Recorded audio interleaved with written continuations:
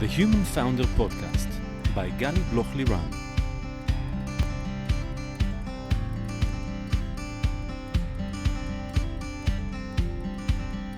Hi, I'm Gali Bloch-Liran and welcome to The Human Founder, the podcast where we speak about the mental aspects of the entrepreneurial journey.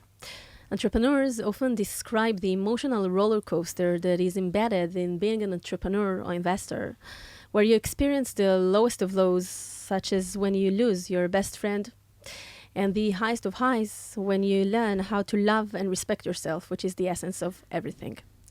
And it's from that place of uncertainty, the need to constantly self-manage ourselves, keep up our energy and be mentally resilient in order to deal with everything, well, it's not easy.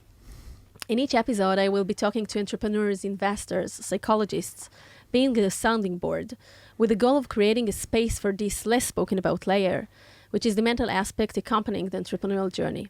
I will also share tips and tricks to help boost your focus, clarity, and mental resilience. Today, I have the pleasure of speaking with Jonathan Ellman. So hi, Jonathan, and it's really, really great to have you here with me. Hey, Gali, how are you? I'm great, and I'm so happy that we just met like not so long ago, and I immediately feel the deep connection to you, and I made you come in here, and it happened, so I'm really, really happy about it. Yalla.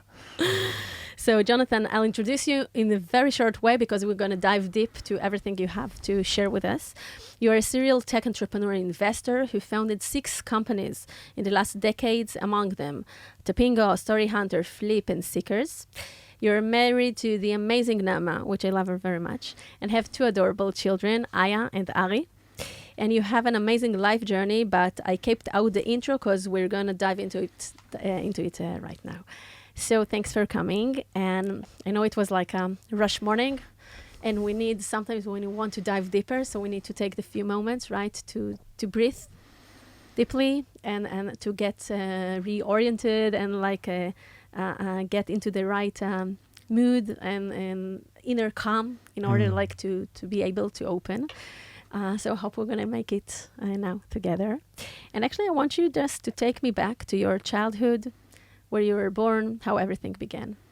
Great. And as we're breathing into this, and maybe everyone on the podcast can do that as well, maybe we can just take a shared breath together. Wow, thank you for that. So we'll inhale for 4 or 5 seconds. We'll hold our breath for 4 or 5 seconds, and then we'll exhale for 4 or 5 seconds. Does that work for you? That's amazing. So Let's do it. I'll count us down. 3, 2, 1. Inhale.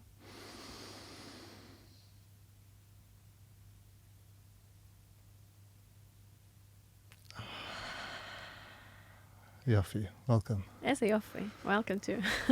Thanks for taking this initiative to help us dive deeper. Mm-hmm. So the question is, where am I from? Yeah, with like your childhood. Let's begin with that. I was born in South Africa, and at the age of 7, I immigrated to the United States. And I grew up there and was educated there in San Diego.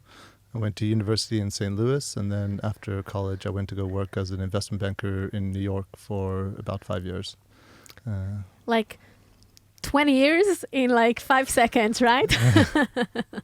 Well, we'll take it slowly. How was it like to be born and be a child in South Africa these days?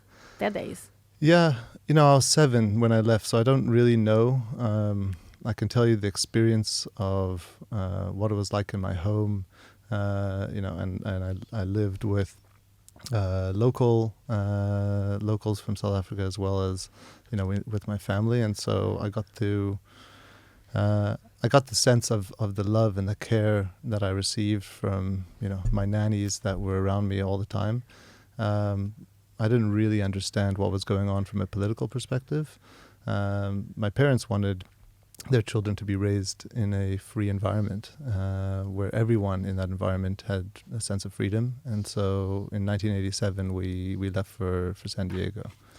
So this choice to move, at the age of 7, moving from South Africa to San Diego, what do you feel about it as a constitutional moment in your life, something that really built your character and maybe the path that you later on was led or leading to? Oh, it was pivotal. I think just the concept of coming from somewhere else gave you a much more global perspective on the world. I remember showing up for my first day of school, and I had, a neon green shirt and neon blue pants and multicolored socks and bright orange hair and a heavy South African accent. And I showed up at school and everyone was wearing a white T-shirt and jeans and white socks. And it was not the coolest kid in the block. Yet. Or maybe. And what I learned to coexist with is how do I take people's humor. They could have been ridiculing you or me or making fun of me. How did I take that and actually work with it and not actually absorb it as though it was an attack on who I was? Not getting offended by other people's interpretations or comments, but actually seeing it as an opportunity to get connected or to find something that is a common ground for you in other people, and also something that I think brings a lot of creativity into our lives. Yeah, I look at things in many cases. The Aikido, the martial art, where you take the energy of your opponent and use it to your advantage. Exactly. When a sumo wrestler is running at you, you're not going to try to punch him. You're going to grab him and shift your weight and pull him down. So in the same way, I engage with those that were seeing me as different, and as opposed to hitting it head on, I worked with them to get them to understand who I was. And if I'll take this point and make a small metaphor to the entrepreneurial world, so one of the things that I see is most important when you're a young startup, but also later on down the road, is to really know your competition, to really know the other players and what they're doing and what is your unique value proposition and what do they have that you don't have or what you do have that they don't have, and how to leverage it, to see those gaps and to learn from them and not to be threatened by them, but to take it and to see where can it take you to the next step. Because when you know your surrounding, you're in much better position and like to see what is coming and to be prepared for it. Yes, and I also believe that you shouldn't care too much. You should know who you are. Exactly. And the more you know who you are as an individual, and the less you care about who others are as companies or people, not from a place of disrespect, but from a place of respecting oneself, I think you can actually move forward. And as an entrepreneur, sometimes you have to do that. You can't be overly concerned about what all the others have and these big companies and their resources. You just need to know that you have an understanding of the world that maybe someone else doesn't, and it's your mission to bring that to existence. You really, your last sentence, paragraph, it was so beautiful and it's so true, but I can tell about myself and also about many other people that I'm working with and founders and investors. It's an insight or a wisdom, nugget of wisdom that it can take life, a complete life, to understand it. And you're only 42, 43, and you already have this understanding within you for several years now. And maybe I want to ask you how in a younger age you get to understand this perspective and to really live by that, because that can be an amazing gift to others, to try to wear this, filter those glasses and to look at the world from this perspective, because it's one thing to know who we are, but and it also takes time together. But it's another thing to be able all the time to remind it to ourselves and not to be, uncertain or shaky because other things happen, because things happen all the time when you're a person, and definitely when you're a founder or an entrepreneur. The situation is not stable and the environment is changing all the time, and it's like you get hit by so many things, so many waves, so many rocks all the time. So being able to get back to the center and to really remind ourselves that this is who we are, we know what we're good at. We don't try to look at others all the time and really go with our inner truth. It's not an easy mission, as important as it is. Right. So I think as a child, for me, I spent, there were definitely many days where I felt disconnected to the world, to my friends, to my family, whatever it might be. And I found solace actually at the top of trees. So as a young kid, 7, 8, 9, 10, 11 years old, I would climb trees. And I would climb to the highest tree, 100 feet, 150 feet up. And at the top of the trees, I reconnected to who I was. And I remembered who I was. And it could have been, that's where I was with, squirrels and birds and a beautiful sunset. And it was that connection to self that actually gave me the confidence that I needed to proceed. Now, I can also tell you that for 20 years, I forgot that, or 20, 30 years, I forgot that. And I was more interested in what, society wanted me to be, and my family wanted me to be, and my teachers wanted me to be, and my bosses wanted me to be, and my friends wanted me to be, and not who I was. And only recently, in the context of really taking the time for myself, and, I can credit meditation with this, I relearned who I was. I remembered, to the depth of who I am as an individual. And I think that, coupled with, the knowing that I had from my childhood, right, gave me what I needed to understand. It's really beautiful to listen to the way that you described the various perspectives that you gained during your life journey so far. And maybe something that is I don't know if to say comforting, but it's like it took you 20 years to get reconnected to yourself, and you've done it all. You founded 6 companies, you led them, and we'll talk about it soon, and you had so many lessons. And it took you life lessons, family lessons, professional lessons, or learnings, I like this word better, in order to get back to the roots, to who you are, to your core. And it's maybe a philosophical question, but are we, and I'm not expecting that you'll have the answer, but maybe just what do you think about it?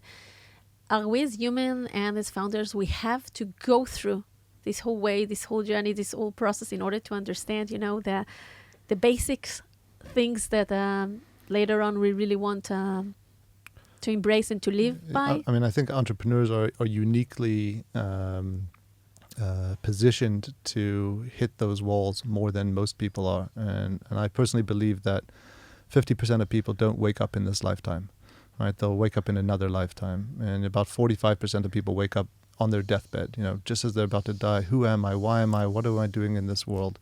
And there's 5% of people that actually wake up. Most of them wake up because of some incident, some event happened to them that drove them to start checking in with themselves.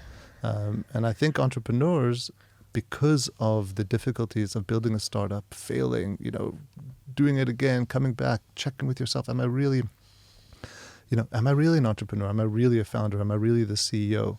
Should I be in this position? You begin to question yourself much more so than most other professions will afford you. And I think that opportunity to start questioning and growing as a human being is the opportunity to wake up in this lifetime. I love this message and what you say. And from working with many founders and investors, so it's like this inner doubt, inherent doubt that we have all the time that makes us ask the questions. And even though we don't have, and we won't have a one-line answer, because it's much more complicated than this. And we, as founders, we need to learn how to hold this complexity of life and the various feelings and situations that we're in. And I think it's not about finding the answers as much as it is about learning how to be okay with asking the questions and learning how to be okay with the fact that we won't maybe have the certain answer to everything. But it's really one thing that's really unique to being a founder, to being entrepreneurs is that you have to ask those questions all the time and this self-evolvement and getting to know yourself. And am I really fit to be a CEO? Am I really a good fit to be a founder? Do I really have these capabilities of what I'm being needed? And you can have a manual of how you raise funds and how you do the go-to-market and how you recruit other people. But this manual of the inner resilience and this confidence and how to deal with everything and this resourcefulness that you have to gain from so many life experiences and to really count on yourself, I don't believe there's a manual for it. And the only manual is the one that you, as a person, write to yourself with the different experiences that you're going through and your learnings from each one. And I think that this is one secret, if I can put it that way, that no one tells to founders in the beginning of the way, that the real challenging journey won't be actually the raising the funds or bringing this feature out. The real journey will be with yourself. Yeah, once you've turned that switch of knowing that you can do it, once that switch is turned, it's turned for life. And that's the key. And until that point in time, there is doubt. But once you've turned that switch, once you have the confidence in yourself to make it through, yes, you'll have good days, you'll have bad days. Of course, this is life. The fact that you know that you can manage in those circumstances, that's the switch that once it's turned on, it's turned on for life. And once it's there, nothing is as successful as success, right? And you keep on bringing this attitude to the world. That's beautiful. I love it. I knew I'm going to love it having you here. I want to talk to you about this pivotal point that happened in time, almost after 15 years to your career. Mm-hmm. Take us there. So we were in, it was August 2018, and I was in the hospital with my wife, checking up on my son who was having seizures, and we went to get an MRI for him. Thought it was going to be in his stomach, but really we found out that he had a brain tumor at the age of 2, and it was definitely a wake-up call for me. At that point, my focus obviously went directly to him. How do I save him? What do we need to do? What's the right methods? I received great advice from a friend here in Israel who said, initially focus on the way, then focus on the hands, and then focus on the environment. So what's the method you're going to go and attack this? Who's going to do the work, and which hospital is going to house you? And we went through a really long process. I mean, he had 7 different brain surgeries. He almost died 3 times. We were there for almost 2 months in the hospital. And I remember when we came out of the hospital, I said to myself, wow, if he can do this, if he can come back and win this war, I need to prove to him that I can do something great. And I immediately went on to start building one of my companies, Flip. And I was saying, okay, look, I'm going to build a $1 trillion company, and it's going to be incredible, and we're going to change the way people shop, and went full force into doing that with 100-hour work weeks. Meanwhile, he's coming out of the hospital in recovery, and that progressed for a year until we went for a checkup a year later, and that's when I got the sucker punch. The tumor is back. We need to go back to the hospital. Another round of brain surgeries. And when I came out that time, I realized that, he was 4 at that point. And I said to myself, okay, well, in 20 years, because Nama and I immediately, when he went in the first time, said, okay, we're going to set the intention that, 20 years later, he's going to be sitting around the campfire with his chevre, and he's going to be talking about things that no one knows about each other. And he's like, well, when I was 2, I had a brain tumor, but look at me, I'm doing amazing today. And so when we came out that second time, I said, okay, in 20 years, is he going to want to climb Machu Picchu with me, right? And I looked at myself, and I kind of created the 5 verticals of who I am, physically, mentally, emotionally, psychologically, spiritually. And I realized I was running on empty, like on a 0 out of 10 or a 1 out of 10 in basically each one of those categories. And I thought to myself, I don't even know if I'll be physically able to climb Machu Picchu. Mentally, I'm exhausted. I've spent 20 years working 100-hour work weeks. Psychologically, I'm married to my job and not married to my wife. Emotionally, I didn't even know what a feeling was. This is something I never grew up with and didn't understand. And spiritually, I'd forgotten myself. That boy that I spoke about before, that knew himself at the top of the trees, had become lost in his own knowing. And that started a process for me of really diving into myself, of getting to know who I am so that I can be the best version of myself for him as a father.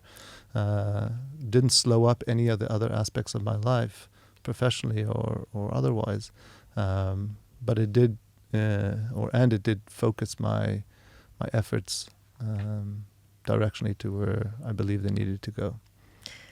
Thank you for sharing it, first of all. And I know it's not easy, and every time it takes you back to this moment, and seeing you and the family, it's amazing to see where you are today. And it made me think. It made me think many things, but the motive that came back in your story is the child that you were on the tree, finding yourself with the sky, with birds, with leaves, with many things. Then the child that Ari was.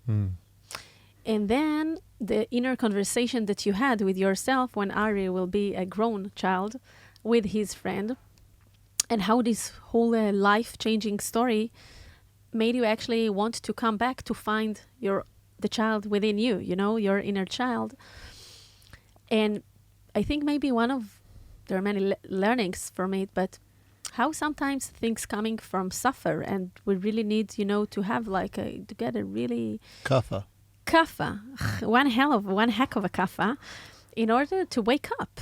Yeah. And it doesn't mean that we want to be completely different, but we need to get our priorities in the right place, and to manage our time and our energy, and to understand what's most important for us, and to reflect it in the way that we live our lives. Do you think that people can get there without getting this kaffa? I'm certainly trying to work on that. That's what we're trying to build with Seekers. Yeah. So, do you think that the years that you're an entrepreneur and founder after what happened with Ari, and it's a life journey, because even though that he's okay now, every time you need to check it, and every time it's stressful from everyone that had something, and we all have something, later on you need to check it, and all the time the stress comes back, etc. But do you see yourself, or how do you see yourself behaving differently after this pivotal life event with Ari, comparing to the founder and entrepreneur you were before? Well, I think I'm more trusting in what may come than I was before. I think before my energy, my effort was on controlling my destiny and making my path. And now, I learned that sometimes you just can't do that. It doesn't, you could have all the good intentions in the world, and then you will receive that kaffa.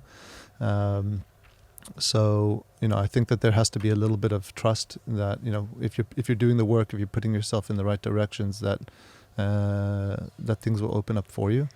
So I think that's one of the shifts. Kind of like karma, like to summon the things and to trust in the universe and things that will happen. Yes, and because what I want to add here, that it can sound very spiritual, right, or even cliche, but it really is true. And it's like our rational minds, and both of us are pretty rational in the way we were educated and the life journey, etc. So you try to control everything, and you try to pave the way, and you do it successfully. It has its trade-offs, it has its prices that you pay, but it works up to a certain point. I think it comes also with the age and parenthood and life events that happens to you, that you really need to start to embrace this mindset of trusting the way and trusting yourself and letting things just be. Not because it's something spiritual, because this is the only way to go. Otherwise, you're in a constant, fight with many things. Yeah, I think that's a choice, and you have to wake up in the morning and say, okay, am I going after? Am I fighting the world, or am I going to find the way that allows me to swim downstream? And I think a lot of my prior career was how do I swim upstream and with the trust that I'm a really fast swimmer and I could do it, and I could do it better than many people I know, and that gave me the ability to find pathways that I was able to open. It doesn't have to be that way. There are ways that you can actually swim with the stream. And the question is whether or not you can hear it or listen to it, whether or not you can recognize whether you're swimming upstream or whether you're swimming downstream. But it raises me a question. I'm asking myself the same question. Are you privileged to know what you know today, or to share this truth or wisdom that you share today only due to the fact that you already swam this swim and that you worked really hard and that you, in your hands, really in hands-on, you tried and you built and you've done it and you've been through many things so that now you can not rest but understand those things? Could you see it? Could you observe it if it weren't for this past 20 years? I'm trying to think about the advice that we give. Maybe. I'm not sure. We I spoke to you about this before. We sing this to our kids as children. Row, row, row your boat gently down the stream. Merrily, merrily, merrily, merrily. Life is but a dream. So, everyone's got to row their boat. The question is, and you shouldn't just wait for your boat to push you down the river. The question is, at what pace are you doing it? Are you doing it gently? Are you doing it, full force? Are you doing it, or are you just waiting for it to happen? Row the boat. I love it. Row the boat. But you got to. You can't, as an entrepreneur, you can't wait for anyone to row your own boat. You need to row your boat. And, there are times that you need to do it as aggressively as possible. For me, that was a 20-year period. And I think that was the right pace for me at that time. So I don't know the answer to your question, and I don't know if it's a luxury that I have today because of the effort I put in before.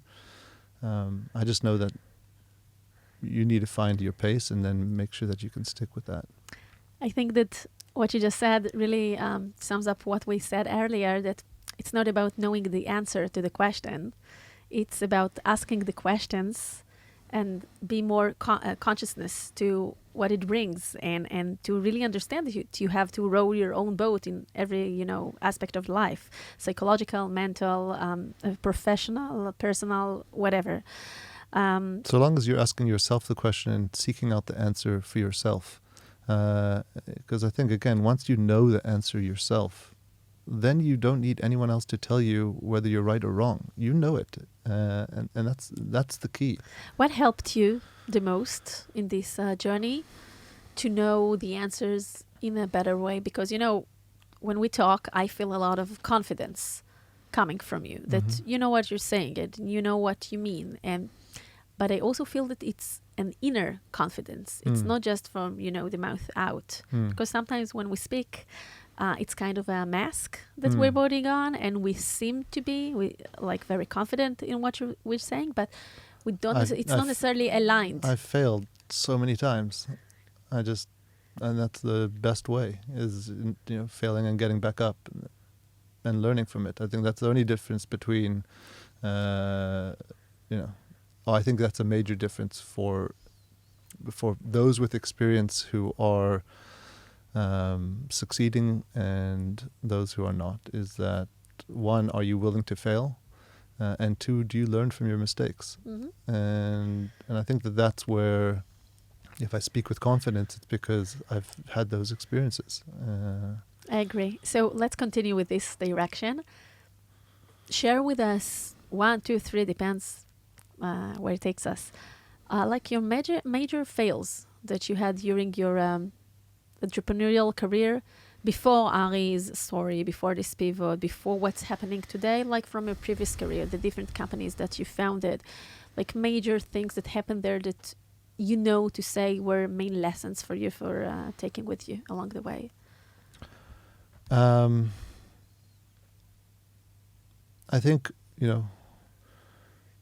a major fail would be my own awareness in certain companies, and knowing, what and where I should be keeping myself or pushing things forward, and where I should be asking for help, and when to ask for help and how to ask for help.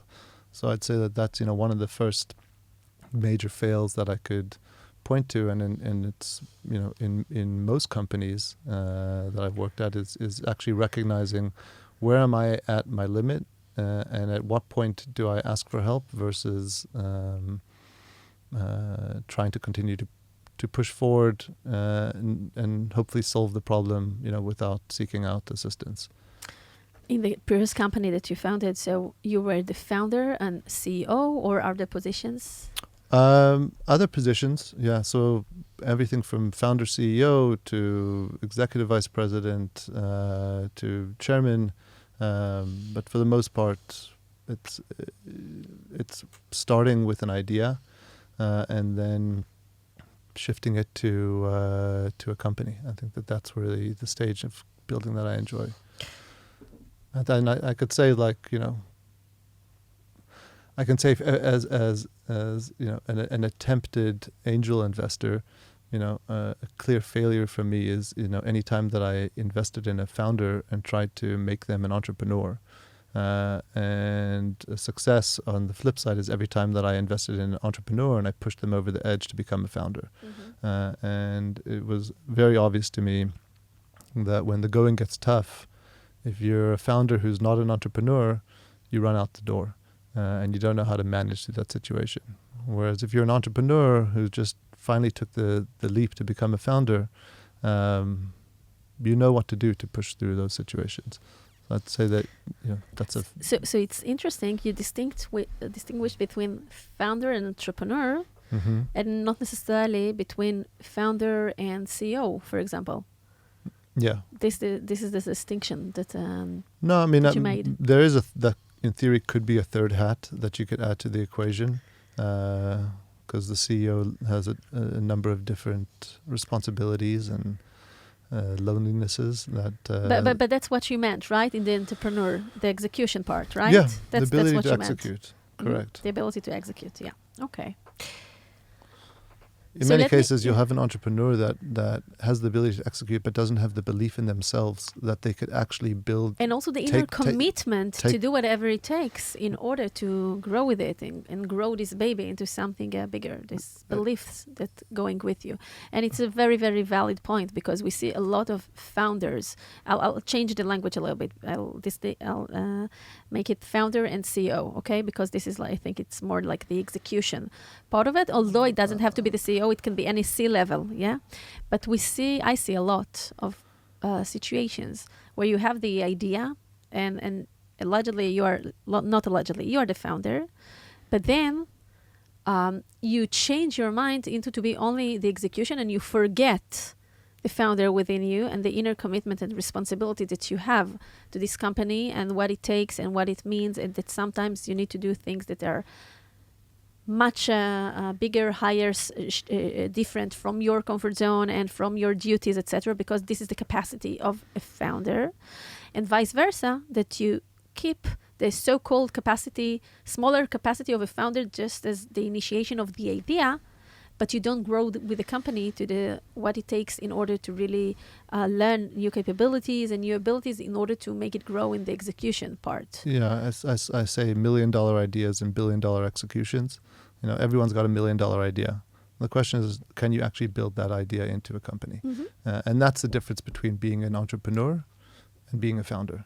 Because we can all be founders, with great ideas. The question is actually, are you going to wake up at 2:00 in the morning when no one else is to solve this problem? To do whatever it takes. Yeah, I agree. So let's continue. I'm not sure it's a failure. I mean, I don't want to give it a tagline of failure, but as a change that happened and a choice and a lesson. What happened when you've decided to leave the companies that you founded? Because it happened several times. So yeah. Choose one or two, or maybe from a meta, data about what happened there. Sure. Well, I think the first, major departure I had was with Topingo. And that was after, almost 6 years of building the company. And I had an opportunity that was in front of me that was one that I would never have again in my lifetime, which was the birth of my daughter. And I recognized that it would be the first time in my life that I'd be able to QA what does it mean to be a dad. And that moment was too special for me to pass up. And the company was in a place where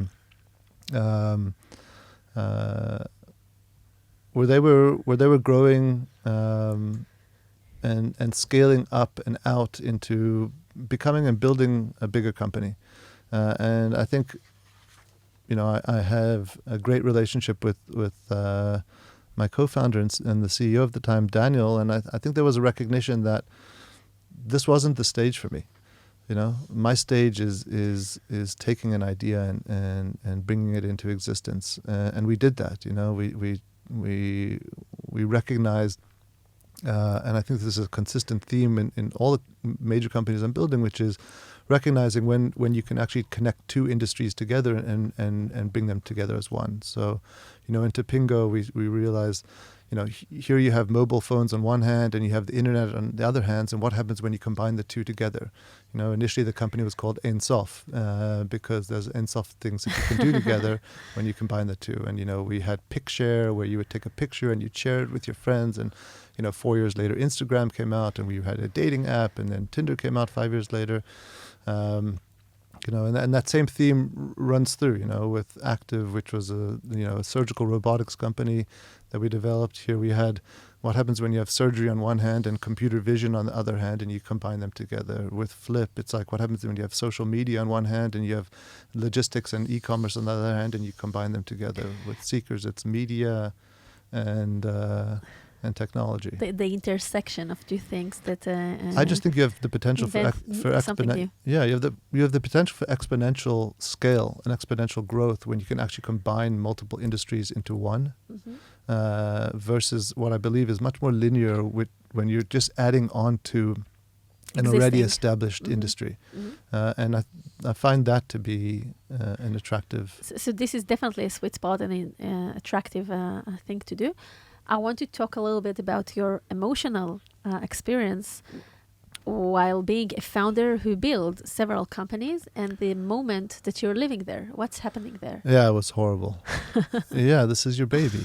I think it was extremely, extremely trying times, and the first one was the hardest, no question, and I think I probably made as many mistakes as I needed to make in the process, and I think I learned a few things about myself along the way, and I can also recognize that it was really hard.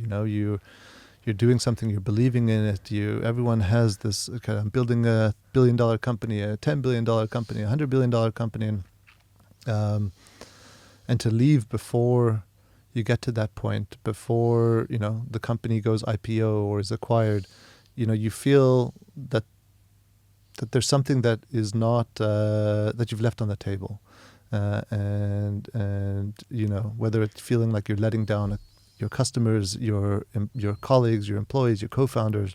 So how do you deal with this feeling that something is left on the table and you could go an extra mile, but you didn't go it because you chose not to? Yeah, and I think always to dance requires two people. So as much as I chose, the company chose as well, and I think to recognize that, and this is a question of fighting and swimming upstream versus swimming downstream. I can tell you, when I was in the company, until the day I left, I saw nothing but the company. That's all I saw. It was Topingo and Topingo and Topingo and Topingo, and it would be the same for every single company I've ever been a part of. However, it was pretty incredible to me that the day after, the week after, the month after, with horses, they put horse blinders on. The tunnel vision to see just one thing. The second I came out, my world opened up to, wow, there are so many things that are available for me to do in this world. that I can bring my talents to, that I can, all this experience that I gained in building this company, I can bring to other companies. And I felt now that earlier you spoke about this, it was exactly the same. It was so beautiful to see it. Let me reflect for a second. When you mentioned this feeling that once you touched your inner self and this success, and you know that you can do things, so this was the execution of it. That's the feeling. That's like the moment, that aha moment that you had there. And this is how it looks like, that you understand that all of a sudden you open your spectrum and you see so many other things, and you understand that you can take all the toolbox that you have and your experiences and your learnings and to bring it to endless opportunities. It's Ensof, right? Once again, but from a different place. And it's like getting into a toy shop or something that you want to touch so many things. And then there's also this other voice within you sometimes that asks yourself, how could I not see it for so many years? Yeah, no. I mean, like, I think you don't see it because, this is your wife. This is your married partner. This is who you are connected to. You're doing everything for the company. I mean, I don't know a single entrepreneur who works in their company, founder entrepreneur, who doesn't believe that this is the only focus for them. This has to be what they're building. And I think, again, upon departure, I had to have enough trust in the company that what I had built, which was now a living organism, right, will be able to continue moving on without me. And at the same time, I had to manage my own ego to say, yeah, but will they be able to do it as well without me? And I think that was the balance that one needs to constantly manage when they depart from their own babies. And it's an unfair question, but an interesting one. With your knowledge and lessons that you have today with you, when you reflect back on your journey, or when you see as an angel investor, when you see young founders nowadays, I'm sure you can recognize it, that they are being like the old you. Sure. They are behaving the old you. And it's a bit tricky because on the one hand, as investors, we expect them to be that way, like to build a company, to do it fast, to give everything they have in order to make it successful ROI, successful products, successful go-to-market, successful everything. Yeah. But on the other hand, we want to be more compassionate because we know something about life now, right? And you would like... We as in you and I? Yeah, Okay. and you as an investor today, maybe you wished that someone would show you something that you don't understand. Yeah, those days. I think there's tremendous inefficiency in suffering. And I think that there was a preconceived notion amongst, the community where if someone was suffering, let's pay them the worst salary in the world, let's make them work the worst hours, and create an environment that wasn't healthy for them. I think, I just think that you create inefficiency. So you should seek out ways to make people as efficient as possible, as engaging. You should incentivize good behavior. And you should recognize when things are not gelling. I became I received a lot of understanding in that process that my life was not an up and to the right journey, where every experience that I had to be built off of the prior experience, and it always had to be up and to the right. Mm-hmm. Right? I realized very quickly that actually the world is flat, and there's a bunch of lily pads all over the world. And the question is, what do you do with the time that you have when you're sitting on your lily pad? How do you leave your lily pad? And how do you land onto the next one? And that's the only thing that's important. And you can jump left, and you can jump right, and you can jump up, and you can jump down. And in all directions, there is no up and to the right. It's all about what do you make from the time that you're spending in places. Do you leave as a mensch? Do you arrive with humbleness and excitement? That was my learning in this process. I can listen to you for hours. What were the main tools that helped you in recent years, like let's say in the last 5-10 years, to really grow your mindset in that way, to really have gained the ability to see things a bit deeper, maybe different, maybe in a higher level of consciousness, and also that helps you, if it helps you, you'll share with us in a second, to build seekers, maybe in a little bit different way, and also with a different mission than other things that happened so far. So it's many questions in one. You choose what to answer. That's my way. I always ask many questions together. I love it.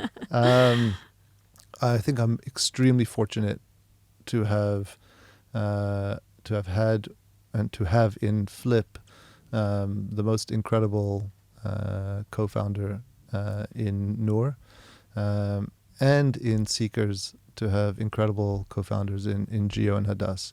And I honestly believe that the three of them, and they're all very different and unique in their own ways, have given me the mirrors, the reflections, the space, the understanding of really getting to know who I am. And some of it is very harsh. When you actually start really truly knowing who you are. And you have people that care enough about you that they're not going to just give up on you in the process. They're going to push you all the way to the end to really make you face the reality of who you are. You begin to actually build the tools to develop and to grow and to succeed in who you are. And I think that again, I have the tremendous fortune in the people I work with, and it's a function also of who I chose to work with. So I think that's been helpful. And I think in my early 20s, I think chess was a phenomenal tool for me. Really? Definitely one of the greatest leaps in my own intellectual mental capacity is the game of chess. Every entrepreneur should play chess as much as they can. Wow, it's really interesting answer. Yeah, as much as they can. It helps you think, 1, 2, 3, 5, 10 steps ahead. If you know exactly what your opponent's going to do, you can never lose the game. It's an amazing way to keep yourself on the highest level. And in the last 4 years or 3 years, for me, the next greatest intellectual leap that I had was meditation. Being able to take an hour in the morning or in the evening and just stop with no connection, no attachment to anyone. No one can talk to you, no one can speak to you, and you're left with just yourself. 1 hour? You do it on a daily basis for 1 hour? I try to, yeah. Guided one, or just being with yourself? Yeah, it's an old meditation technique. It's sit and close your eyes. The simplest. Yeah, it is, and it's also probably the hardest because pretty soon you start to wonder, and your thoughts and everything is and that's okay. I mean, the philosophy is just enjoy. So whatever comes up is just the movie you're watching, and grab your popcorn and your Coke for that hour and watch whatever comes up. Where do you like to do it? I have the same spot in my house. It creates a bit of ceremony for me that I know that this is where I'm sitting, and I have my little lovey, my little blanket that I keep with me, and that creates the consistency. And it's hard, when you're sitting with yourself and there's no one else there to save you, and you start facing the truth of who you are. It's really scary. You're like, wow, am I this person? And no one's coming to tell me whether I am or I'm not. It's just me. And no one gives you a hug there.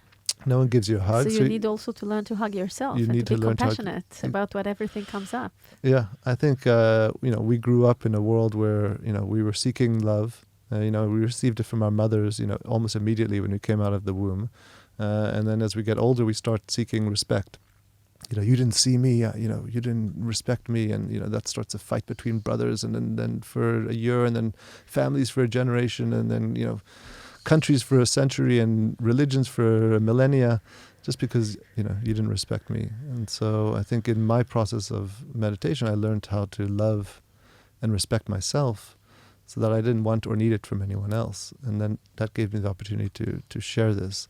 I think that was a tangent to the question, which was, I think actually when you pause in the day and you actually work through all the aspects of what you're dealing with, these are the meetings I have today. This is the conversation I had with this person yesterday that didn't go so well. Let me replay that in my head 20 times over. This is the meeting I'm about to have. How should it go? That when you find yourself showing up to the world, consciously engaging with the world, consciously acting with the world, as opposed to unconsciously reacting to the world. And I think that in doing this, specifically as an entrepreneur, taking that time to be present enough with yourself that you can consciously act with what shows up versus unconsciously react, you will find that life is easier, people are more pleasant, you're more capable, stress levels will go down. And it's an amazing, really effective tool to bring into your founder's toolbox, because sometimes we think that all we need to do is just put in our calendar more and more meetings, one after the other, and sometimes our day is just so full that we don't have a moment to ourselves, because our inner, cup, or whatever, how you call it, everyone has a different name for it. It's like, oh no, you have to work, right? And being and digesting things with yourself is not really a work. This is how we are trained in the beginning, but it's not true, because the ability to digest everything and to understand the processes and to optimize our own machine learning, looking from outside about ourselves and what happened and why did we react that way and what can we do differently.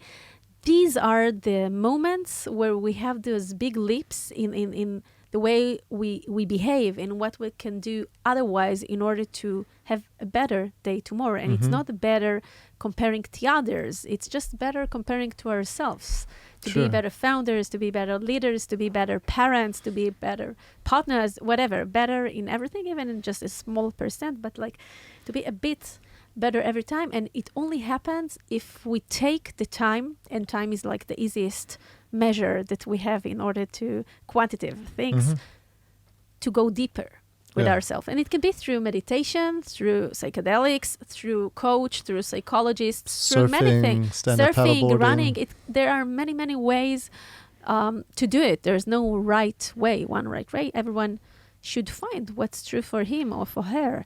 But doing it is so important. And I see so many founders that don't take the time to do it. Yeah, I mean, my response to that is I don't have the time not to do it, right? Like I can't, I think I probably wouldn't be able to listen to this advice as a 27 or 35-year-old, founder entrepreneur. I'd be like, what? I'm working until 1 a.m. and I'm up at 6 o'clock and when do you want me to stop and sit down with myself for an hour? Like you're crazy. But maybe from this honest place that you couldn't listen to yourself. Yeah. Just maybe from this really honest place of our conversation, younger founders, and by the way, it's not necessarily younger in age. It's also younger in their emotional and consciousness level of development. It's not necessarily age, because I see many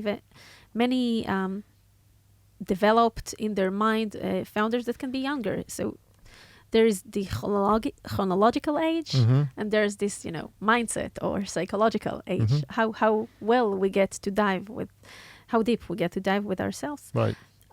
So maybe they will just take, 1%, 10% of this 1 hour, just a small step. We only need to begin with small steps. And the beauty in it, I think, that it evolves. Like your body, your feeling, your soul, your mind, everything within you feels that it has a good impact, even though it's challenging. Yeah. So I could tell you from my own experience, if we go back to the beginning, and when I had that moment of understanding that I needed to get out of the empty tank and start filling up each one of these tanks, the body and the mind and the spirit and the soul and the heart are incredibly resilient, And within 6 months, I was like a 7, 8, and 9, a 10 in each one of those categories. It was incredible to me to see how quickly I was able to come back. And, you know, I think that there certainly is an opportunity to be, to take little steps along the way. And I think another thing beautiful that comes out from what you say is that most of us, we have this inner ability to help ourselves if we choose to, if we put effort on it, if we...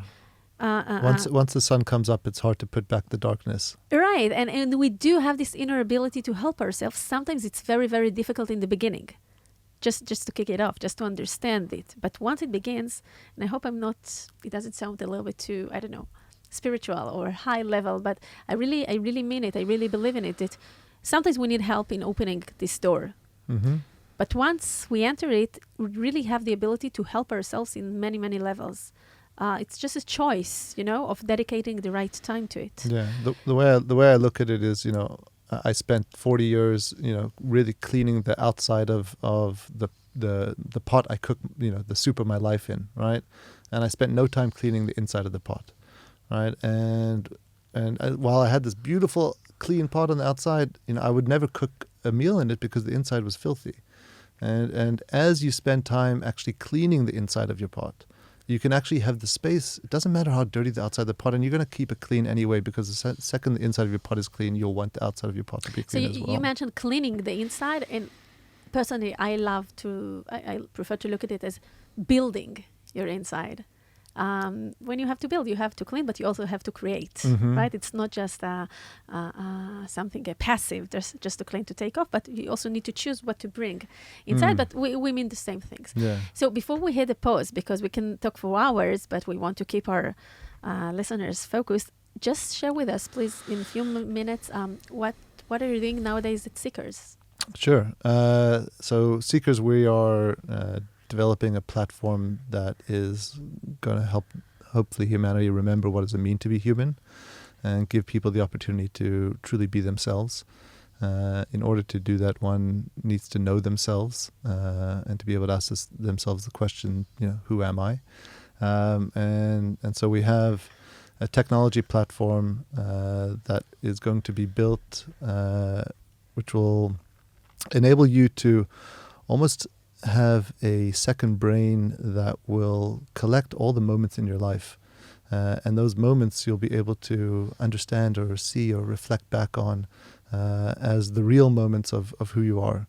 You know, I believe that almost everything on the internet is a place to forget yourself. You know, you're scrolling through Instagram or Pinterest, and it's easier to forget, you know, your daily life. And hopefully what we're going to build with Seekers is the place that you're going to go to remember yourself. So how is it going to work? Like the I don't know, the gallery of your photos or videos or emotional, how is it going to look like? We want to own emotional fitness. We think that that's the category that when you're an emotionally fit person, you become, you know, a better mother and a better son and a better business partner and co-founder and entrepreneur. And so, you know, that's the category we're gonna own. I think in terms of the actual tech and how it's going to look, it'll be as compelling and as exciting as your TikTok feed will be on one hand, and your Pinterest board can be on the other hand. It's just going to be for you. And this is going to be the tool that you're going to use to know yourself, with a very strong social component to it that will help you also connect with the world. I think what's unique in what we're doing is that we actually are bringing to light the concept of seeking through a television show. And so here we are marrying entertainment and technology, and the show will be, you know, six episodes every year, where each episode will introduce you to a modern master, you know, modern day Gandalf or Dumbledore or Yoda that's living amongst us today. So Chief Minari, you know, of the Amazon, or Guruji in India, Jalaluddin Loris in Turkey, and each one of these individuals we're going to introduce a seeker, someone who's on their journey, someone who's looking to better know themselves and dealing with everyday issues like we face: ego, trauma, loss, grief, imposter syndrome, confidence, and see what happens with these everyday issues when they're presented to one of these masters. Well, first of all, it's really intriguing, and we're going to continue to speak about it together. And it's like with a very big vision. It can go through so many ways, but I think the essence of it actually sums up everything we spoke about in this beautiful, touching conversation. How we always seek, and how important is the inner work of seeking and finding and practicing and bettering. And it's a cycle that all the time, it's like a spiral. You finish this cycle, so you go a higher level, and again and again. And I think it's endless. It's interesting. In the US, we have a game called hide and go seek, right? And in Israel, we have a game here, and it's called Machboim? Yeah, and which translates to? I'm hidden. Hiders. I'm hiders. Yeah, hiders. So it's interesting that in Israel there's no seeking. It's just hiding. And so hopefully we can bring seeking to Israel. It's also similar with pursue. Pursue, which has a really positive meaning. But in Hebrew, it's the mirdaf. It's like to chase after. Go after. Yeah. So we have, that's another topic, because there are many, many words in English that doesn't translate in the best meaning to Hebrew, but it's a different topic. Jonathan, we spoke about so many amazing things today, and I'm sure we're going to have a part 2 one of the days. And I really want to thank you first of all, for coming and sharing all of those, perspectives and insight and knowledge. And also for coming here in a very emotional period of your life. And I also want to take this time to recognize the loss of Micah, your best friend, and really to honor him and to dedicate this episode to him. I know it was like he was very meaningful to you and the family and Liat and the kids and to Nama. So, thank you. I think if Micah taught me anything, and I can share that with the entrepreneurs, it's how to be present, how to be truly present with those that are in your environment, with what you're doing, with the people you're talking to. And I think the more you can find yourself being present as an entrepreneur, the more available you will be to what might come. So that's a beautiful sentence to finish with. Thank you so much for coming, and for founders or other people that would like to get in touch with you, where can they find you? I'm on LinkedIn, and I'm around. I'm a tall guy, slightly balding with red hair. And I live here in Israel now, so... Yeah, when Amma told me the story about you, this is the Gingy guy, and it's like... That's me. That's you. So thank you again for coming and talking with me. And to our lovely listeners, we're going to hit pause until the next episode. It's also something I say to the entrepreneurs in my clinic in between sessions. If you enjoyed listening, I would really appreciate it if you share the podcast with people who you think would derive value from it. Feel free to visit my website at galiblochliran.com and leave your details there if you wish to be updated and learn more about the mental aspects of the entrepreneurial journey. And also be sure to follow my podcast, The Human Founder, in any of your podcast apps. Thanks to the amazing studio at Google Campus who allow me to record all this important content in here. Let's hit pause. Till next time. Thanks, Jonathan. It was a blast. Loved it. The Human Founder Podcast by Gali Bloch-Liran.